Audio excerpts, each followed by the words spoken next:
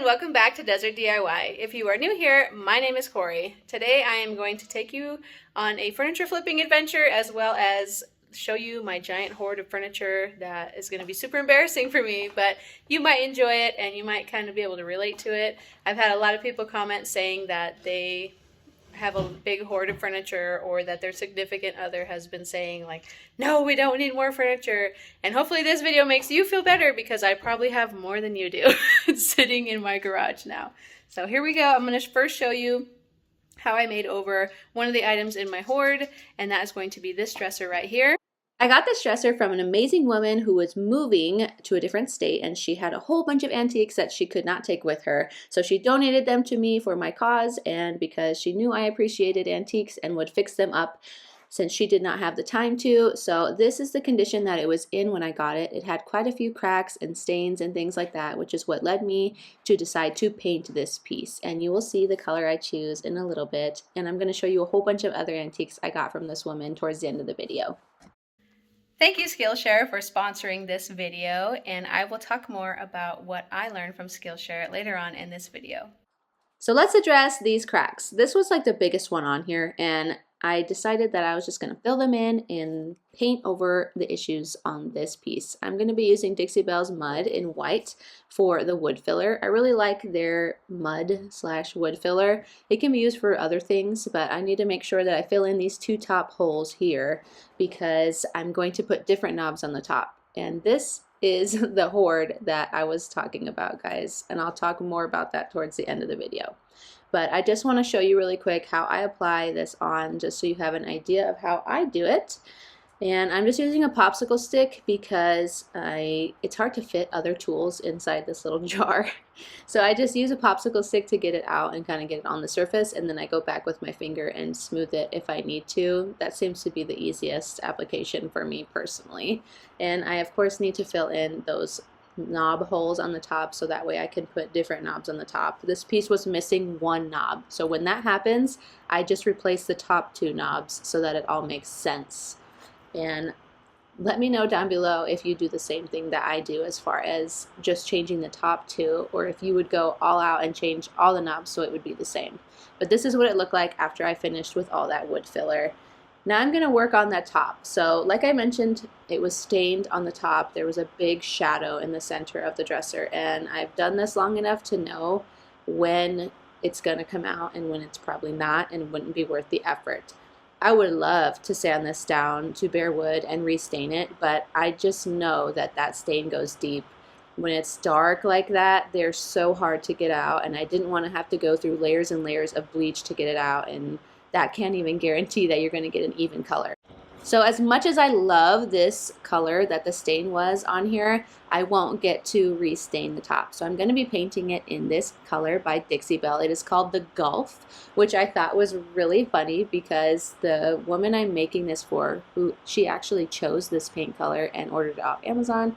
But she is from the Gulf area in Louisiana and Florida. So I thought it was kind of ironic in a really cute way that she picked a color named after the place that she's from, like the area that she is from.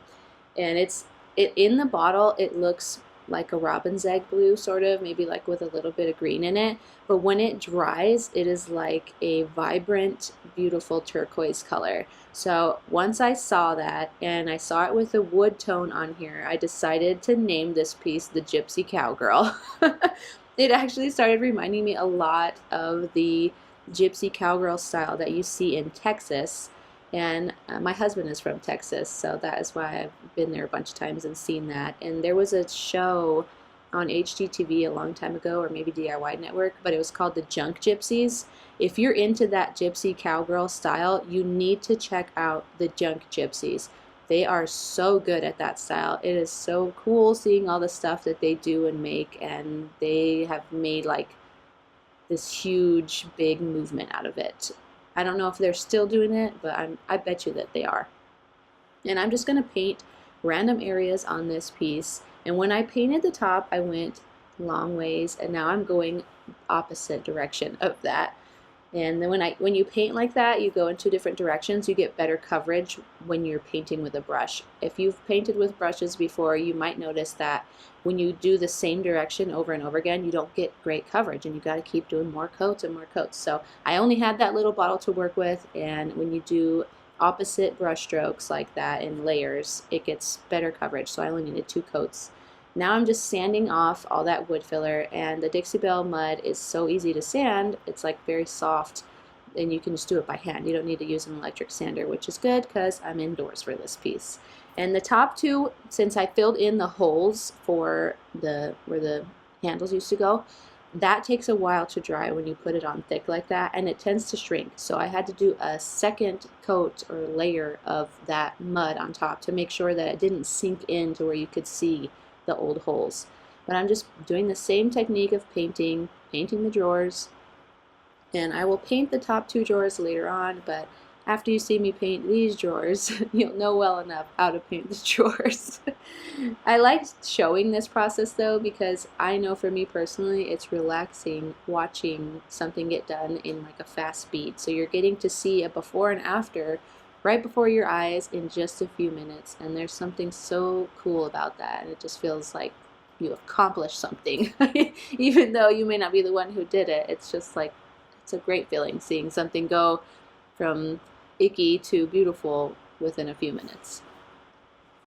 Also, I want to mention, I think you guys will be proud of me, I went and got a zebra brush, zebra brand, and they sell those at Home Depot, so you don't have to buy them online or pay shipping or anything like that. You can just buy it from Home Depot, and everybody's right about these. These brushes are really good, and they do really smooth finish. And I got this product super clean. They sent it to me to try out, and I wanted to try it out on something metal. I've been holding on to it for a while. It says it's super easy, removes grease, and it also is like better for the environment because all the chemicals in there are biodegradable. And that's something that made me say yes to wanting to try this. So I tried it out on the handles here, and it did a really great job of cleaning them. And another thing that I like about this is that if you wanted to try this out, you would just go and buy it from any automotive store. And for where I live, that would be like O'Reilly or AutoZone. But you guys can go test it out for yourselves. It does a really good job. And if you have a piece that's really super covered in gross grime and grease and stuff like that, that is what this is made for. So it's like the extra strength degreaser. And I liked the fact that it was good for the environment, because a lot of times those extra strength cleaning supplies can be super toxic for our environment. And lately I have just been trying to push myself to use better, more eco-friendly things in my projects, and this one worked really well. I liked it. So check it out if you want to. And here they are all cleaned up. It degreased them so well that they were like a flat finish when I was done. And now I'm going to just spray them white because I picked out another handle that I'll show you in a second that I wanted to use for this. I got these handles from Hobby Lobby forever ago, and I've been waiting for the perfect project to use them on, and I think this one is the perfect one. They were $3.99. I'm sure I got them half off though. But aren't they so cute for that cowgirl gypsy looking style? I got it all painted now. Now I just need to go over the areas like these and sand off any little messed up spots, so that way when I clear coat the entire thing, there won't be any weird white blotches underneath the clear coat of the wood. And I'm also, while I'm sanding those off, I'm going to just sand the surface. So you can see there's kind of a little bit of brush strokes here, but sanding it with a flat sanding block and some 220 grit sandpaper will get rid of that.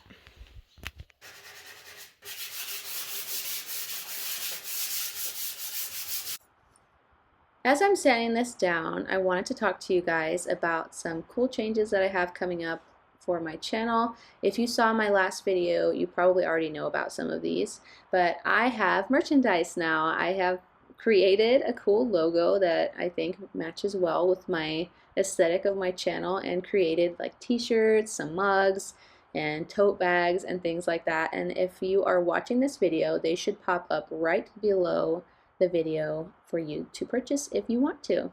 I'm going to use Dixie Belle's clear coat on here. I'm going to do it in a satin, and guys, I am not sponsored by Dixie Belle. I just really like Dixie Belle, so I bought Dixie Belle products with my own money, and I will continue to do so until maybe one day I'm lucky enough for them to sponsor me. I don't know if that'll ever happen because the people that they sponsor are like extremely amazing artists, and I am not there yet. But I do think that I'm getting better and better as time goes on, and practice makes perfect. Although, I mean, take the word perfect with a grain of salt because really nothing is perfect, and it's all in the eye of the beholder, you guys. So you might make something that is perfect for you, and I might make something that's perfect for me, and that's totally okay. And as you guys watch my projects, just know that you don't have to do the same exact colors or styles that I'm doing. It's just meant to inspire you to go out and create something yourself. So if this is not your style, if you're not into the Gypsy Cowgirl style like I'm doing here, then you could see this dresser and think, you know what, I would like to do it in a different color or something differently. And that's okay. Now you're inspired to go do it in your way. Now I'm going to just sand and scuff up these knobs so that way it goes along with that style that I was going with. And you can't really tell on camera, but there's like pops of that brass coming out of that white paint, and it looks really, really beautiful. Kind of gives definition to all the details that are in this handle. And I put the handles on the 4 bottom drawers. And then for the top 2 drawers, my husband installed them for me off camera, but I had to go in and put some white paint over the screws that he used. And I also spray painted those handles the exact same white as the other ones because they weren't matching. Here is the finished product. I think it looks really cute. I've never really done a style like this, although I've been a huge fan of that Gypsy Cowgirl style for a long time. And again, the color is called the Gulf if you're interested in this color. I know quite a few of my viewers are really into turquoise, so I hope you guys enjoyed this. I finally got you guys a turquoise piece. Keep watching because there's a lot more to this video. We loaded up the dresser. It's ready to go. You like my hack right here, a bag full of blankets as a pad. But we're gonna go drop it off right now to the person that I made this for. It's gonna be a porch drop off because she's not home, so it's gonna be like a really cool surprise whenever she does get home. But she's a really cool person. We've been friends for a few years now, and her and I worked in special education together, and she has been working in special education for much longer than I did, still doing it, and her husband is retired military, so they're a very deserving family of some free labor on this piece here. And like I said earlier, she bought this paint here off of Amazon. Don't mind my kids fighting in the car. But she bought this off of Amazon. So you can get Dixie Belle from their website or on Amazon. And again, I'm not sponsored. I'm just saying I'll have this linked in my Amazon store if you love this color like I did. And now a furniture flippers version of the show hoarders. My husband emptied this room out for me so that I could be much more productive in a empty creative space, and that is what I'm working on right now. So you guys got to see how really terrible this room looked before, and my husband emptied it out for me today. So all that stuff that was there is now in my garage so that I can be more creative and not as stressed out. Now all that's left for me to do is go through all of this and go through all of that.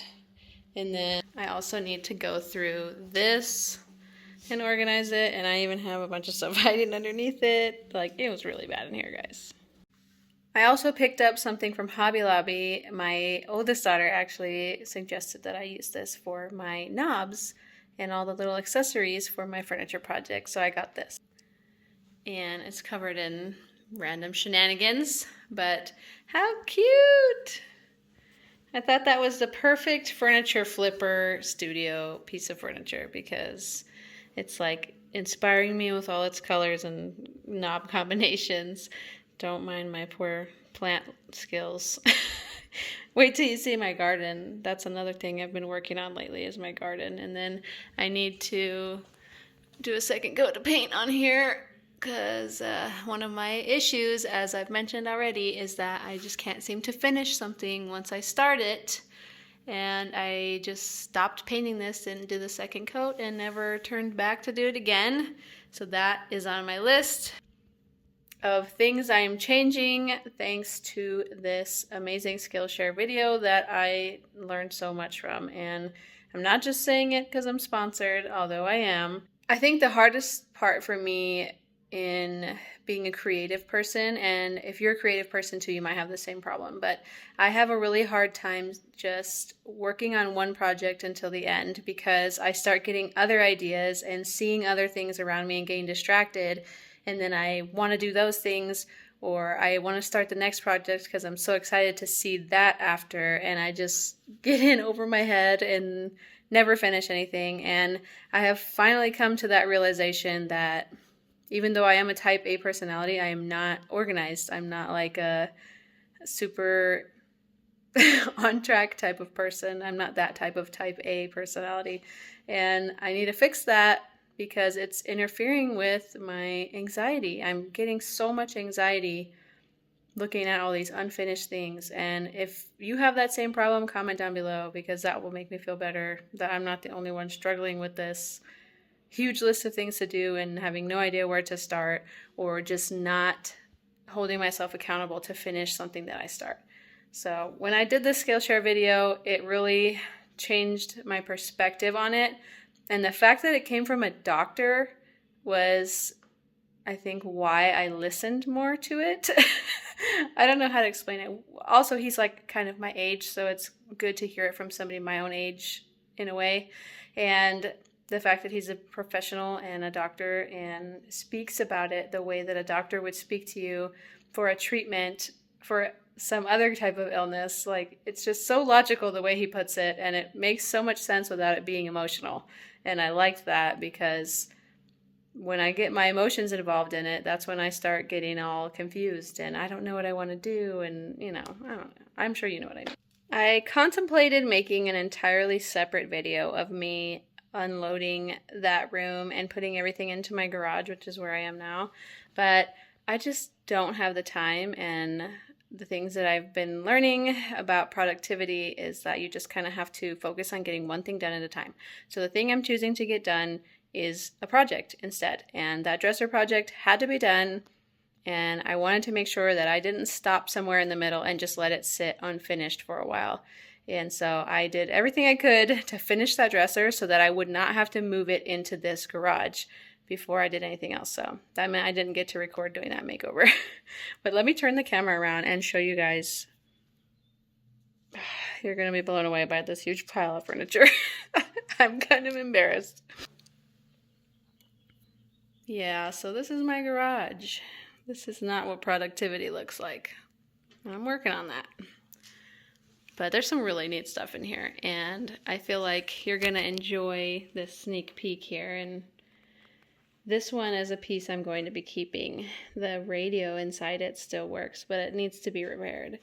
And this was a thrift store find that my friend found. I think she spent $15 on it. And I have a random shelf here. I have all sorts of side tables. That here is a coffee table in the back. I got this dresser. Somebody picked it up, I think, on the side of the road, and then they brought it over to me.